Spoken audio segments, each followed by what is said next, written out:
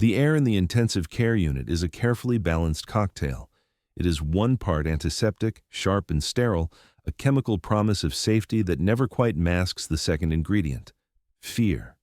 It is a metallic tang, the scent of blood and anxious sweat, of bodies fighting battles their owners can no longer consciously command. Clara knows this atmosphere better than the air in her own home. After 30 years, it is her native element. The only sound is the rhythmic symphony of machines.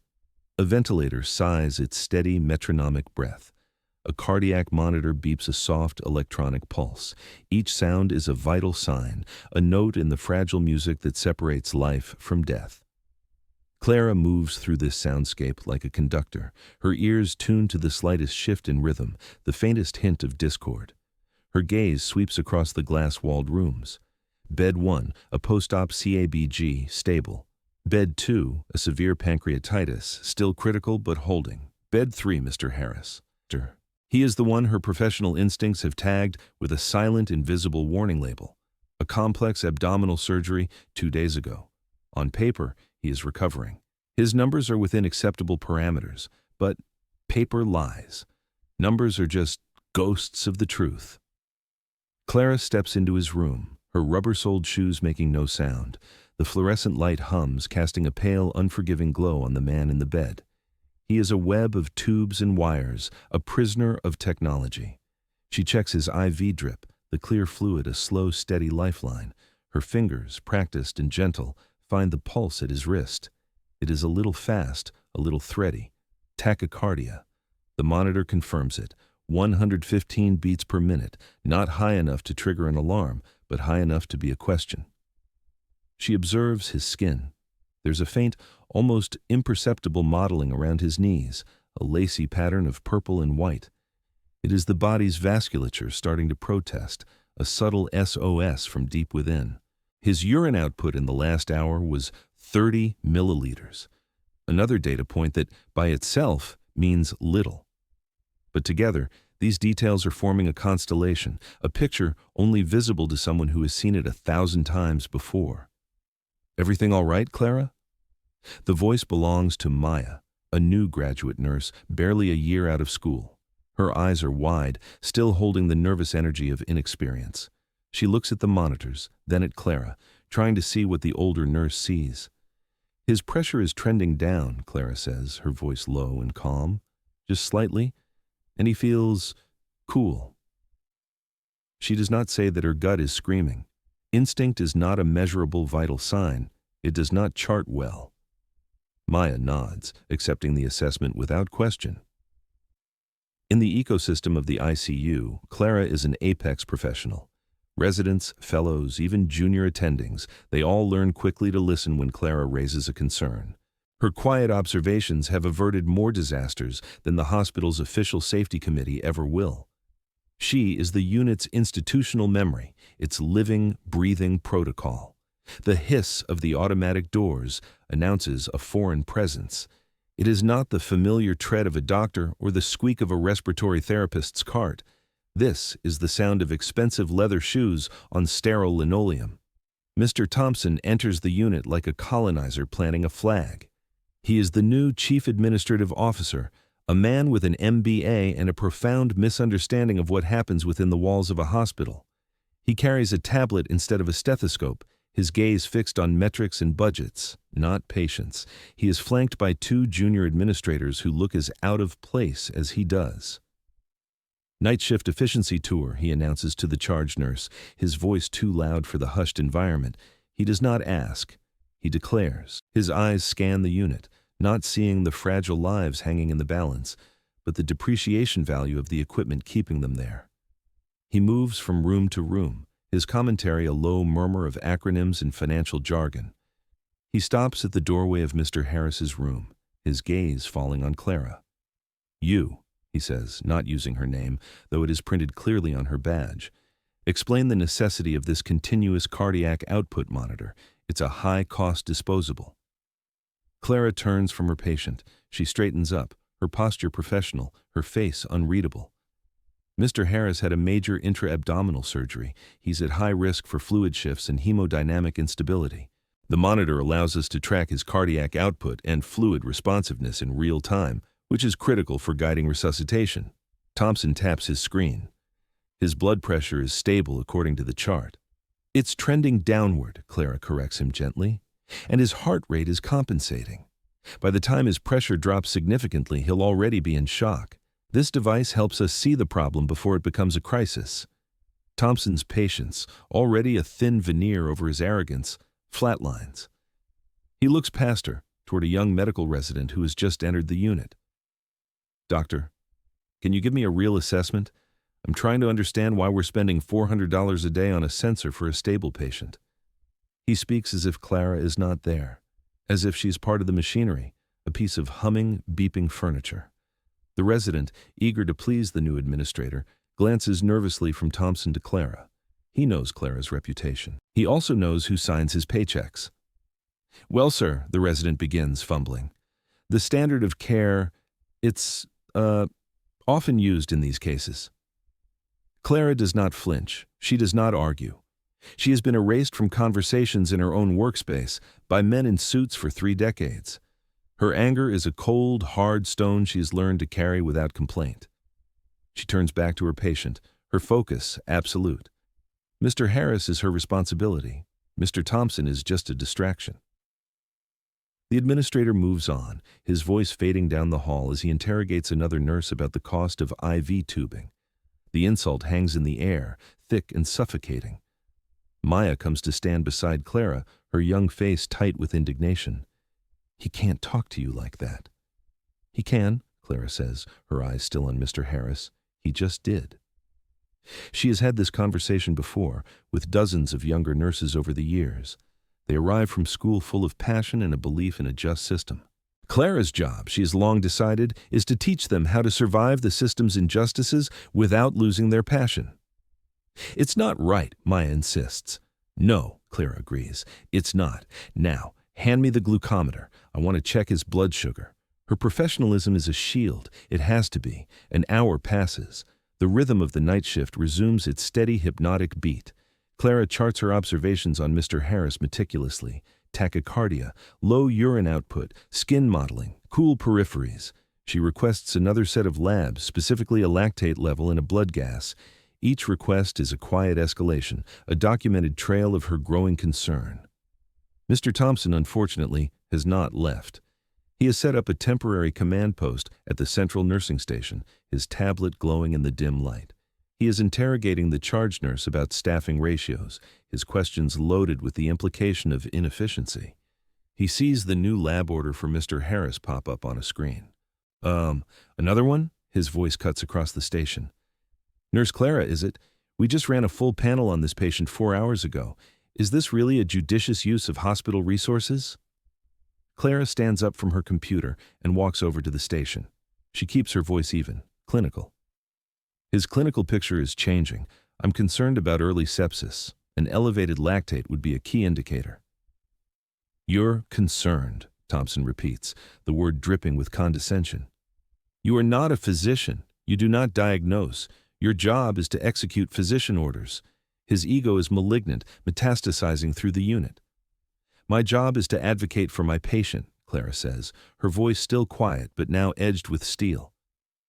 "And my assessment is that he is deteriorating." She pages the on-call critical care fellow, Dr. Chen. He is young, smart, but exhausted from being on call for 24 straight hours. He arrives on the unit, rubbing sleep from his eyes. Clara presents her findings concisely, a cascade of clinical data that paints a clear picture. "I believe he's developing distributive shock," she concludes. "I think we need to activate the sepsis protocol." Dr. Chen listens, his brow furrowed. He respects Clara. He has seen her be right before. But Mr. Thompson is standing right behind him, a looming tower of administrative authority. The pressure is immense. "His pressure is still over 90 systolic," Chen hedges. "Let's give it another hour. We can reevaluate then." Thompson seizes the opening. "Exactly. Let's not be alarmists." He turns to Clara, a smug, triumphant look on his face. "The doctor has made his decision. Your job, nurse, is to follow it. Monitor the patient. Report any changes. Do not, and I want to be very clear about this, initiate any protocols without a direct physician order. Do you understand? It is the final unforgivable dismissal. He is not just questioning her judgment, he is forbidding her from using it. He is placing his budget above her experience, his authority above her patient's life. Clara looks from Thompson's arrogant face to Dr. Chen's conflicted one.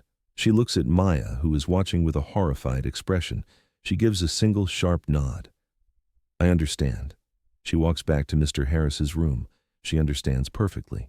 She understands that the man in that bed is now in more danger than he was 5 minutes ago.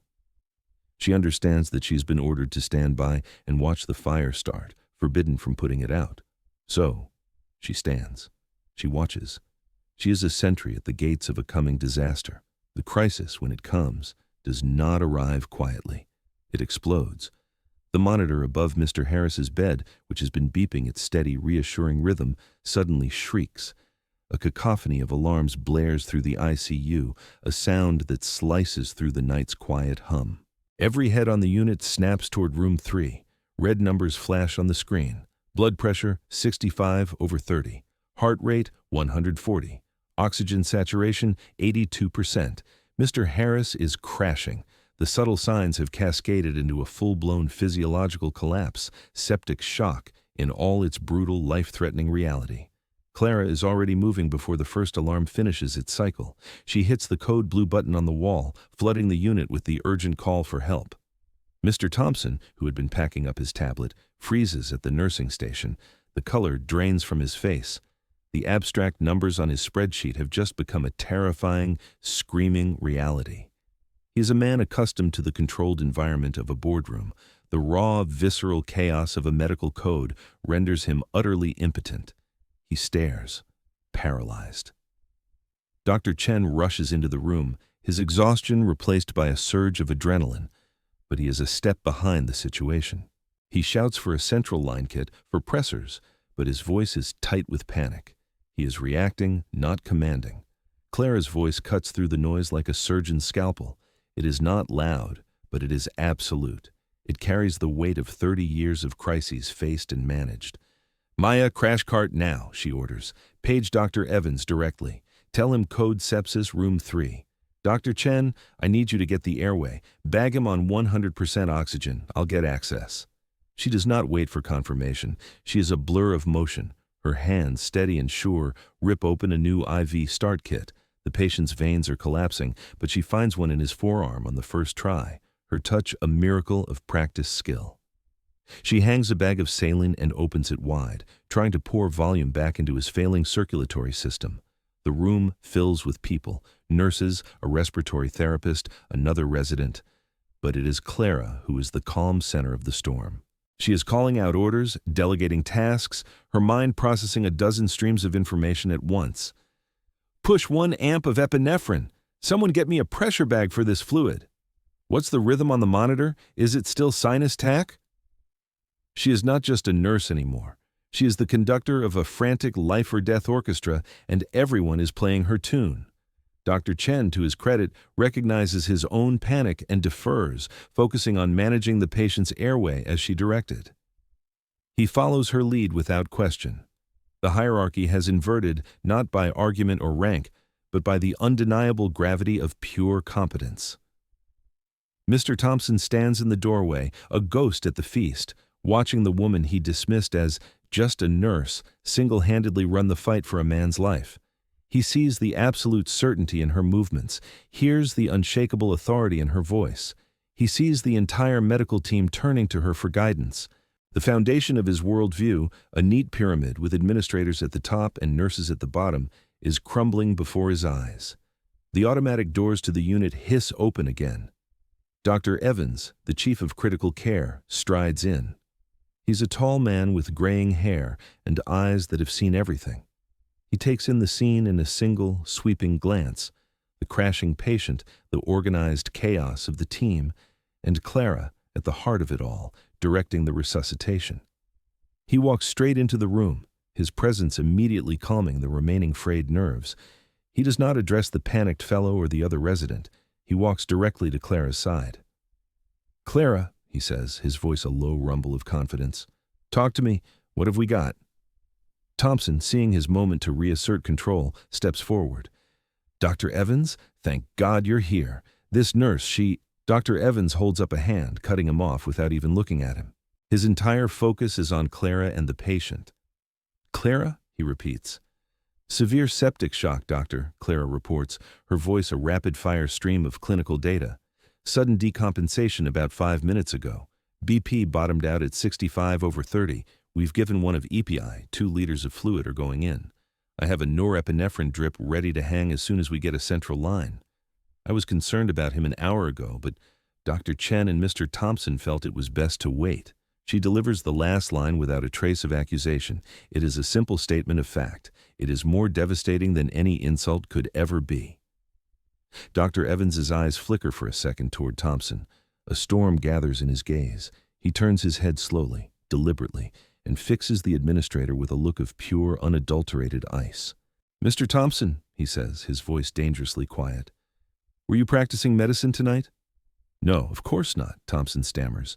I was just overseeing. You were overseeing, Dr. Evans repeats, the words hanging in the air like a death sentence. And in your oversight, you told the most experienced critical care nurse in this hospital to ignore her assessment of a patient who was circling the drain. He takes a step closer to the administrator. Let me tell you who you just dismissed. 20 years ago, this hospital had one of the highest mortality rates from sepsis in the state. We were killing people through sheer disorganization, so a team was formed to fix it, a team of doctors, pharmacists, and 1 nurse. That nurse spent a year researching, gathering data, and writing. She created a protocol for early identification and aggressive treatment of sepsis. A protocol so effective, so clear, and so successful that it was adopted by the State Hospital Association.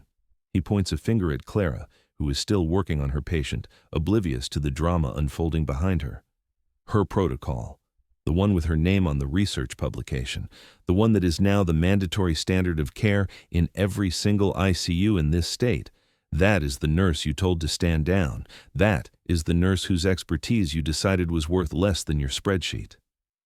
The silence in the room is absolute, broken only by the beeping of the monitor, which is slowly, miraculously, beginning to stabilize. Mr. Harris's blood pressure is creeping up, 75/40, 80/45. Every eye is on Mr. Thompson. His face, which was pale, is now a deep mottled red. Humiliation is a potent vasodilator. He opens his mouth, then closes it. There is nothing to say. He has been so wrong, so profoundly, publicly, and dangerously wrong, that words have failed him. He has not just insulted a nurse, he has contradicted the very standard of care her work created. Dr. Evans turns his back on him, the dismissal complete. He focuses back on the patient. Clara, let's get that central line in and start the levo. You did good work here. We did good work, she corrects him softly, glancing at Maya and Dr. Chen. She does not gloat. She does not need to. Her victory is in the rising numbers on the monitor. Her vindication is in the steady beat of her patient's heart. The rest of the night is a blur of activity. Mr. Harris is stabilized. The central line goes in, the pressors are titrated, and his blood pressure solidifies. He is still critically ill, but he is alive. He has been pulled back from the edge. When the adrenaline fades, a profound quiet settles over the unit. Dr. Chen approaches Clara, his face etched with shame and gratitude. Clara, he says, I'm sorry. You were right. I led his presence. He nods toward the empty space where Thompson had stood. Cloud my judgment. It won't happen again. Thank you. You did well when it mattered, doctor, she replies, offering him a path back to his own confidence. We're a team. Maya comes over next, her eyes shining. She just looks at Clara for a long moment, then says, I want to be you when I grow up. Clara allows herself a small, tired smile. Just be a good nurse. That's more than enough. The next afternoon, she is called to Mr. Thompson's office. It is a large, cold room with a view of the city. He is standing by the window when she enters. He looks smaller than he did on her unit. He turns to face her. The arrogance is gone, replaced by a deep, weary humility. Please sit down, he says. She remains standing. I have reviewed your personnel file, he begins. "I've read your publications. I've spoken with Dr. Evans. I have made a grave error." He pauses, and for the first time, he looks her directly in the eye. "I apologize. What I said to you was unprofessional and unacceptable. What I did, it endangered a patient. There is no excuse for it. I was wrong, and you were right. You saved that man's life not just in spite of my interference, but in direct contradiction to it." Clara listens, her expression neutral. It is a good apology, as far as they go. "I have spent my career looking at healthcare from 30,000 feet, he continues, his voice raw with self-realization. "Looking at systems, at costs, at efficiencies. I forgot that down on the ground, the entire system rests on the expertise and judgment of people like you. People I have been trained to see as a line-item expense." He walks over to his desk and picks up a file. "I am dissolving the administrative oversight committee I was creating. Instead, I am forming a new clinical practice council. It will be made up of frontline staff, nurses, therapists, technicians, and it will have real authority to shape hospital policy. I want you to chair it." Clara is silent for a long moment. It is a stunning reversal, a genuine offer of power, of respect made tangible. "I'll consider it," she says finally, "but my place is with my patients. That comes first, always." He nods, understanding. Of course. She leaves his office and walks back toward the ICU. She does not feel triumphant. She just feels tired. The victory was not in his apology or his offer. The victory happened last night, in the quiet moment when Mr. Harris's blood pressure began to climb. That evening, she is back on the unit. The symphony of machines plays its familiar tune. Mr. Harris is in room 3, still sedated and on a ventilator, but his vitals are strong. He is stable. He will live. In bed 4, there's a new admission, an elderly woman with pneumonia, frightened and frail. Her hand trembles as she reaches out from beneath the blankets. Clara walks over and takes the woman's hand in her own. Her touch is firm, confident, and infinitely gentle. She leans in close, her voice a soft murmur that cuts through the noise of the machines. "It's okay," she says. "My name is Clara. I'm your nurse. I'm going to take care of you." She is not a line item. She is not an expense. She is the thin, strong line between fear and hope. She is the one who notices, the one who watches, the one who acts. She's just a nurse, and that, she knows, is everything.